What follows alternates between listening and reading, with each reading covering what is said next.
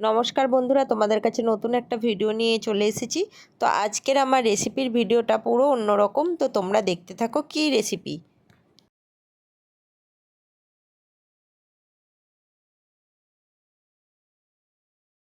দেখো বন্ধুরা, এখানে আমি দুটো কাঁচকলা নিয়ে নিয়েছি আর নিয়ে নিয়েছি এক বাটি ছোলার ডাল।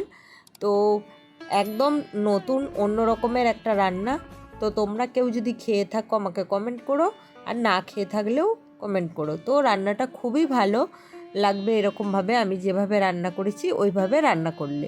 তো কাঁচকলাগুলোকে আমি দেখো এরকম কেটে নিচ্ছি। আগে প্রথমে ছাড়িয়ে নেব খোলাটা, তারপর এরকম চৌকো চৌকো করে শেপ করে কেটে নেব। তো দুটো কাঁচকলাকে এরকম চৌকো চৌকো পিস করে কেটে নেব। তোমাদের কাছে কাঁচকলার পরিমাণ বেশি থাকলে বেশি নিও, আমার কাছে দুটো ছিল তাই পরিমাণ মতো নিয়েছি। দুটো কাঁচকলা আর এক বাটি ছোলার ডাল, এই হিসাবে কিন্তু পরিমাণটা তোমরা নিও।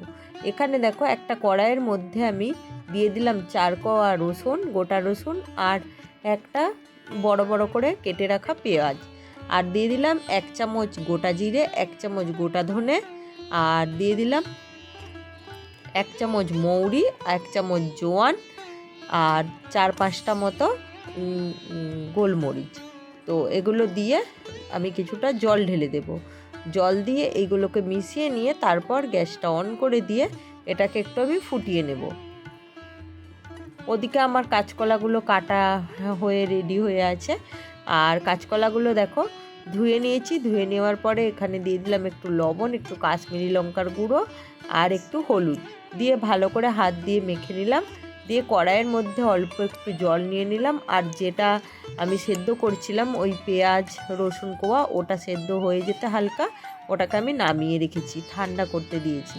আর এদিকে ওই তেলের মধ্যে দিয়ে দিলাম কেটে রাখা কাঁচকলাটাকে যে মাখিয়ে রেখেছিলাম সেই মাখানোটা আমি এর মধ্যে দিয়ে দিলাম। কাঁচকলাগুলোকে আমি এখানে ভেজে নেব তেলের মধ্যে। আর দেখো তেলের মধ্যে কাঁচকলাগুলোকে ভেজে নিয়েছি। এখানে আমি একটা প্রেসার কুকার বসিয়ে নিয়েছি, রান্নাটা কিন্তু প্রেসার কুকারেই হবে। প্রেসার কুকার বসিয়ে নিয়েছি, তার মধ্যে দিয়ে দিলাম খুব সামান্য পরিমাণে সরষের তেল, আর দিয়ে দিলাম তেলটা গরম হয়ে গেলে গোটা জিরেটা দিয়ে একটু গরম করে নিয়ে তারপর এর মধ্যে আবার একটা কেটে রাখা পেঁয়াজ আমি দিয়ে দেব। পেঁয়াজটা ভালো করে ভাজা ভাজা করে নেব। পেঁয়াজটা ভাজা ভাজা করে নেওয়ার পরে আমি এর মধ্যে একটু লবণ দিয়ে দেব।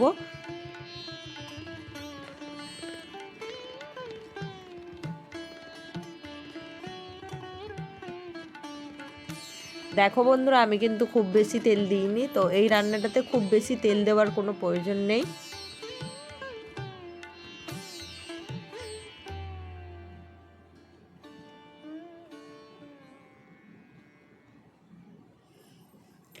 তো 1 চামচ লবণ দিয়ে তারপর আমি এর মধ্যে দিয়ে দিলাম যেই মশলাটা আমি হালকা বয়েল করে নিয়েছিলাম, সেই মশলাটাকে মিক্সিতে পেস্ট করে নিয়েছি, দিয়ে ওটাকে আমি দিয়ে দিলাম।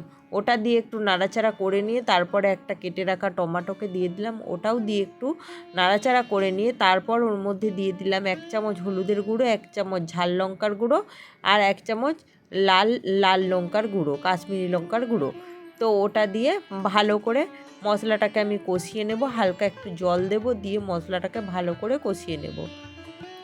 মশলাটা থেকে দেখবে তেল তেল ছেড়ে আসবে যখন, ঠিক সেই সময় আমি এর মধ্যে যে ছোলাটা আমি ধুয়ে রেখেছি ওই ছোলাটা আমি এর মধ্যে দিয়ে দেব। ভিজিয়ে রাখার কোনো দরকার নেই, ধুয়ে দিয়ে দিলেও চলবে। আর তোমরা যদি চাও কিছুক্ষণ ভিজিয়ে রেখে তারপরে দেবে তাহলেও দিতে পারো। আমি কিন্তু এটা একদম ধুয়ে রেখেছিলাম, ধুয়ে দিয়ে দিলাম। তারপর ছোলাটা দিয়েও একটু কষিয়ে নিয়ে তারপর এর মধ্যে যে কাঁচকলাগুলো ভেজে রেখেছিলাম সেই কাঁচকলার টুকরোগুলো দিয়ে দিলাম।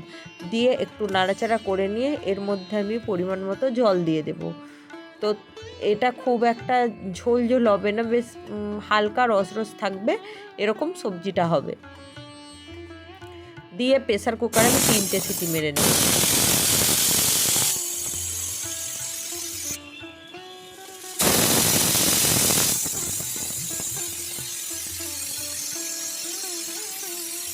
তিনটে সিটি মেরে কিছুক্ষণ পর প্রেসার কুকারটার হাওয়াটা বেরিয়ে গেলে তারপর এটাকে দেখো এরকম দেখাচ্ছি, সবজিটা কত সুন্দর হয়ে গেছে। আর ডালগুলো কিন্তু পুরো ঘেঁটে যাবে না, বা সিদ্ধ হয়ে গেলেই চলবে। তোমাদেরকে আমি দেখিয়ে দিচ্ছি কীরকম সেদ্ধ হবে। তো ডালটা একটু তুলে নিয়ে তোমাদেরকে এক পিস দেখিয়ে দিচ্ছি। দেখো সেদ্ধ হয়ে গেছে, কিন্তু ডালটা গলে যাবে না, একদম ভেঙে যাবে না। তো বন্ধুরা, ভিডিওটা আমার কেমন লাগলো অবশ্যই কমেন্ট করে বলো। আর ভালো লাগলে লাইক করো, শেয়ার করো। আর যারা নতুন তারা অবশ্যই চ্যানেলটা সাবস্ক্রাইব করে দিও। তো বন্ধুরা, ভালো থেকো, সুস্থ থেকো। আবার আসবো নতুন একটা ভিডিও নিয়ে খুব তাড়াতাড়ি তোমাদের কাছে। ততক্ষণ তোমরা ভালো থেকো, টাটা।